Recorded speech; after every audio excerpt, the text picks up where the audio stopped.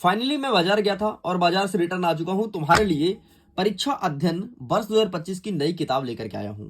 ये किताब किसकी होगी? तो ये आपके सोशल साइंस अर्थात सामाजिक विज्ञान के लिए है। मैंने स्टार्ट किया था ना परीक्षा अध्ययन सीरीज वर्ष 2025, उसी के अंतर्गत हम परीक्षा अध्ययन से आपको पढ़ा रहे थे। तो समाज विज्ञान का मेरे पास नहीं था, तो भाई मैं सीरीज तो बंद नहीं कर सकता तुम्हारे लिए, तुमको तो परीक्षा में टॉप करवाना है ना, इसलिए मैं ये सीरीज स्टार्ट किया हूं और इसीलिए खरीद के लाया हूं। अगर मैं इसकी कीमत की बात करूं तो देख लो, यहाँ पर इसका कीमत लिखा गया है कि 95 रुपीज़ का ये किताब था, लेकिन मुझे डिस्काउंट साथ 90 रुपए में दिया गया है। तो भाई मैं तुम्हारे लिए किताब लेकर के आया हूँ, तो इसके लिए एक लाइक तो बनता है और वीडियो को शेयर भी कर दिया करो यार। अगर आप लोग मुझे प्रमोट करोगे तो डेफिनेटली मैं और भी बच्चों को हेल्प कर पाऊंगा। आज मैं तुम्हारे लिए 90 रुपए खर्चा कर रहा हूँ, आगे चल करके कुछ ज्यादा खर्च करूंगा और तुम्हें अच्छे कंटेंट दूंगा। ये सब तुम्हारे प्यार और सपोर्ट की वजह से हो पाएगा। तो चलिए सबसे पहले बुक का हम चरण स्पर्श करते हैं और भगवान से प्रार्थना करते हैं कि हे भगवान, क्लास 9th के मेरे प्रिय छात्रों का एग्जाम बहुत अच्छा जाए, आप उन्हें एग्जाम में टॉप कराइए। तो चलो फटाफट ओपन करते हैं। देखो भाई ओपन हो चुका है, देखो नई बुक है, अभी इसका पेज तक ओपन नहीं हुआ एंड तुम्हारे सामने अब खोल रहा हूं। ठीक है, सबसे पहले हम देखते हैं ब्लूप्रिंट। ठीक है, 2025 का ब्लूप्रिंट यहां पर है। ब्लूप्रिंट में लिखा है कि आपके सामाजिक विज्ञान में 4 किताबें लगती हैं। पहला है समकालीन भारत 1, दूसरा है भारत और समकालीन विश्व 1, तीसरा है आपका लोकतांत्रिक राजनीतिक और चौथा है आपका अर्थशास्त्र। अगर मैं इसे अंग्रेजी में बोलूं तो आपका हिस्ट्री, इकोनॉमी, जियोग्राफी और पॉलिटी, ये 4 हैं। ठीक है, तो ये आपका सबसे पहले जियोग्राफी है, फिर आपका हिस्ट्री है, फिर आपका पॉलिटी है एंड फिर इकोनॉमी है। तो यहां से कितने कितने नंबर का प्रश्न आएगा इसके सम्मुख दिया गया है।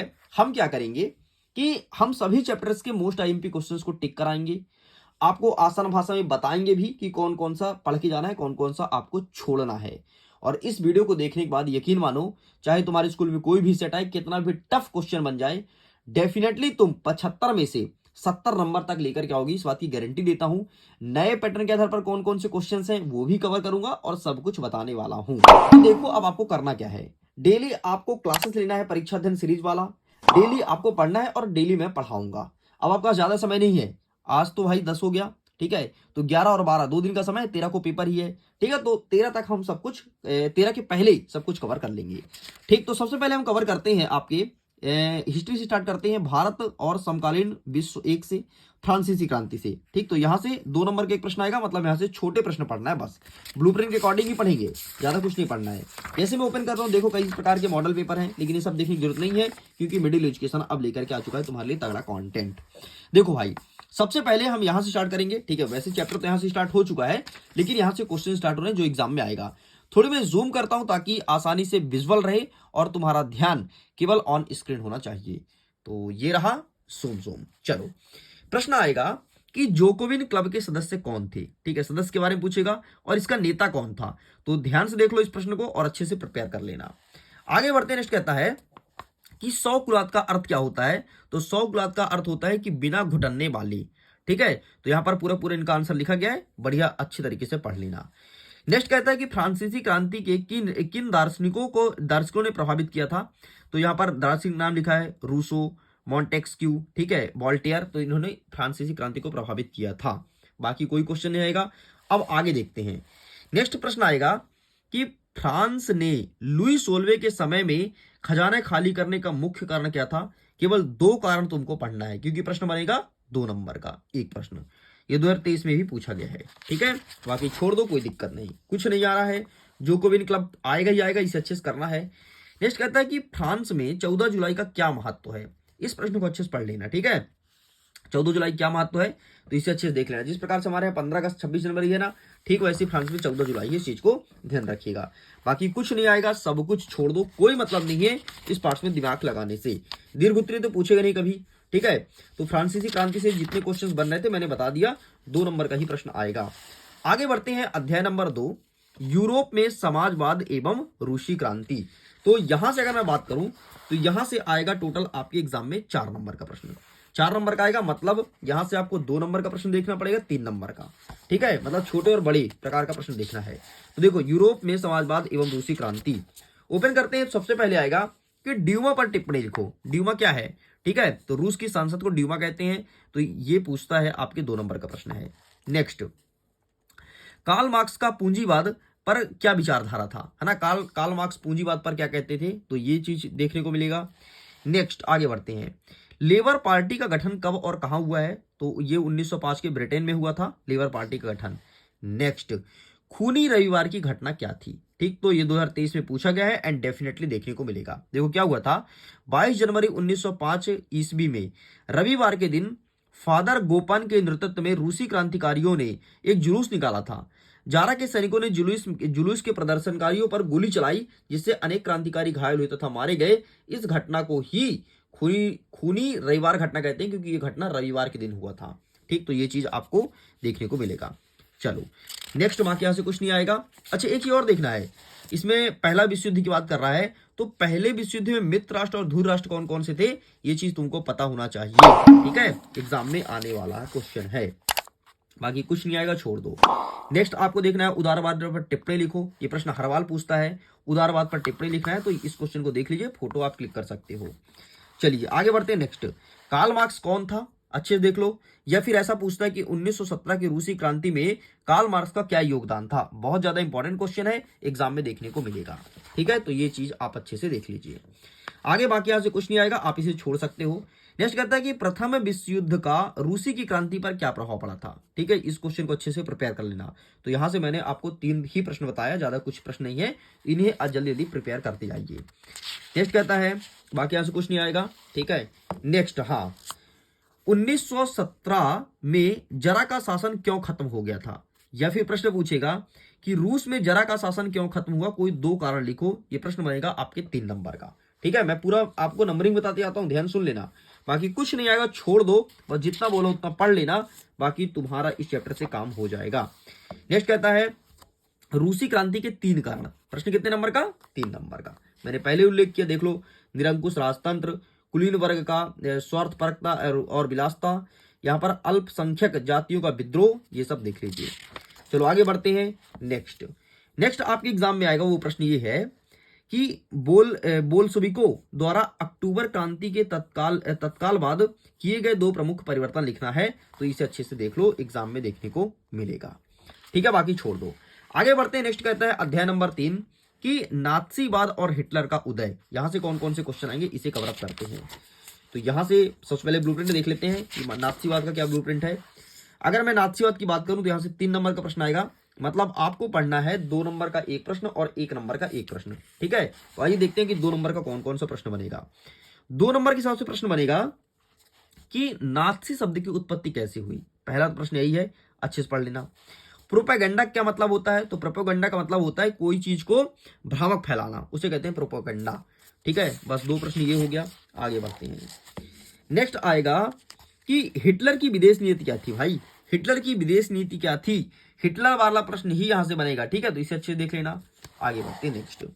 नेक्स्ट आपका आएगा प्रश्न क्रमांक 6, न्यूरमबर्ग नागरिकता अधिकार सितंबर 1935 को समझाइए। इसे अच्छे से देख लेना। ठीक है, नेक्स्ट, बाकी यहां से कुछ नहीं आ रहा है। नेक्स्ट देखना प्रश्न क्रमांक 3, नात्सी सोच के खास पहलू कौन कौन से थे। केवल 2 पहलू आपको पढ़ना है। ठीक है, यहां पर तो 8-10 दिया है, लेकिन केवल आपको 2 पढ़ना है, क्योंकि प्रश्न बनेगा 2 नंबर का। ठीक, अच्छा, द्वितीय विश्व युद्ध का तत्कालीन कारण क्या था। कारण पूछ सकता है कि द्वितीय विश्व युद्ध का तत्कालीन कारण क्या था। प्रश्न क्रमांक 9, इसे अच्छे से प्रिपेयर करना है, बाकी छोड़ दो, कोई दिक्कत नहीं। ठीक है, यहां से कुछ नहीं बन रहा है, बस इतने ही प्रश्न थे इस चैप्टर से। आगे बढ़ते। नेक्स्ट आ गया आपका अध्याय 4, जो कि कह रहा है वन्य समाज और उपनिवेशवाद।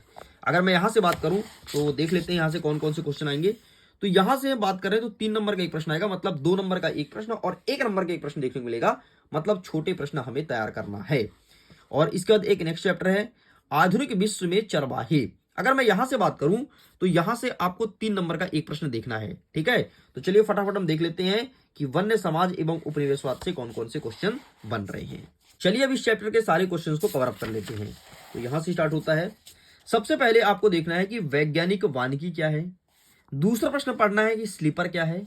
तीसरा प्रश्न पढ़ना है कि लैक्टस क्या है। लैक्टस वाला प्रश्न 1 नंबर में देखने को मिलेगा। बस आगे बढ़ते हैं। नेक्स्ट कहता है कि वन विनाश किसे कहते हैं। जंगल का कटना, जंगल हटना, यही वन विनाश कहलाता है। नेक्स्ट कहता है कि वनग्राम किसे कहते हैं। ये प्रश्न अच्छे से प्रिपेयर करना है। आगे बढ़ते हैं। नेक्स्ट, घुमंतू खेती क्या है, अंग्रेज इसे नुकसानदेह क्यों मानते थे। ये प्रश्न अच्छे से पढ़ना है। आगे बढ़ते हैं। यहां से कोई क्वेश्चन नहीं आएगा। नेक्स्ट क्वेश्चन देखना है कि युद्ध से जंगल क्यों प्रभावित होते हैं, मतलब जब युद्ध होता है तो जंगल को ज्यादा नुकसान पहुंचता है, ऐसा क्या रीजन है। बस इतना प्रश्न तुम्हें देखना है। बाकी यहां से तुमको देखना है झूमिंग खेती। सुन लो ध्यान से, ये यहां पर है मेंशन है, ठीक है। झूमिंग खेती क्या है, इसके बारे में हमेशा प्रश्न आता है, आएगा, क्योंकि बहुत सारे लोग झूमिंग खेती अपनाते हैं जिसे सरकार बैन लगा रही है, इसलिए प्रश्न आएगा, ठीक है। रीजन बता दिया, बाकी कुछ नहीं, छोड़ दो। हाँ, वनों से होने वाले प्रत्यक्ष लाभ कोई दो, वनों से होने वाले अप्रत्यक्ष लाभ कोई दो। प्रत्यक्ष लाभ का मतलब क्या होता है, जैसे तुमने जंगल गया और जंगल से तुम्हें डायरेक्टली क्या मिल गया, जैसे जंगल गए लकड़ी मिल गया, जंगल गए औषधि मिल गया, जंगल गए चारा मिल गया, जंगल गए तो कई प्रकार के तुमको काम मिल गए, रोजगार मिल गया, ठीक है। जंगल से कोई चीज लेकर के आए तो उसे तुम मार्केट में बेच दिए, जैसे आम लेकर के आए मार्केट में बेच दिए, पैसे मिल गए, ये प्रत्यक्ष लाभ कहलाता है। अब अप्रत्यक्ष लाभ मतलब इनडायरेक्ट फायदा क्या क्या होता है, जैसे जंगल से तुमको छाया मिलता है ना, ये सब अप्रत्यक्ष लाभ कहलाता है। बस इतना तुम्हें पढ़ना था। आगे बढ़ते हैं अध्याय नंबर 5, आधुनिक विश्व में चरवाहे। ठीक, तो यहां से भी टोटल 3 नंबर का प्रश्न देखने को मिलेगा, 1 नंबर का 1 प्रश्न और 2 नंबर का 1 प्रश्न। चलो आगे बढ़ते हैं, यहां से देखते हैं। यहां से आएगा कि रबी और खरीफ की फसलों का परिभाषा विथ एग्जाम्पल आपको पढ़ना है, ठीक है। बाकी कुछ नहीं, छोड़ दो। नेक्स्ट आपको देखना है कि घुमंतू कौन होते हैं, ठीक है। बंजारा समुदाय कहां रहते हैं, इन प्रश्नों को अच्छे से पढ़ लेना, ठीक है। ये देखो यहां पर प्रश्न है बंजारा वाला, फिर से मतलब एग्जाम में देखने को मिलेगा। बाकी यहां से छोड़ दो, आगे बढ़ते हैं।